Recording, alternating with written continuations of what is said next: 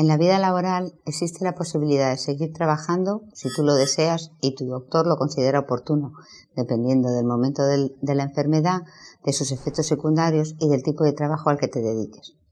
El retorno a la vida laboral se debe de hacer de forma paulatina, sin forzar el organismo.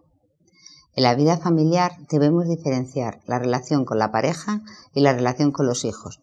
En la relación con la pareja, las relaciones sexuales van a ser un hándicap muy importante, ya que tanto la enfermedad como los tratamientos van a influir en ella, produciendo cambios por factores físicos y psíquicos.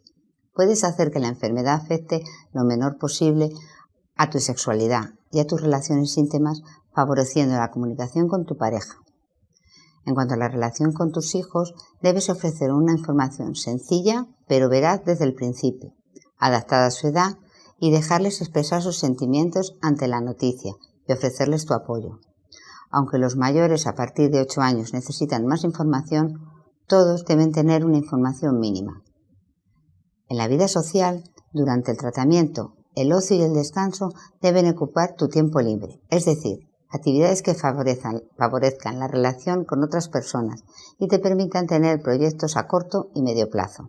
Esto te hará sentirte mejor y relacionarte con otros, evitando que te aísles. En la relación con los demás, el aspecto físico es muy importante, porque los cambios estéticos que se producen se pueden minimizar, si se desea, utilizando todo aquello que esté en el mercado para mejorarlo: pelucas, pañuelos, productos hidratantes, cosméticos, ropa interior adaptada y prótesis mamarias.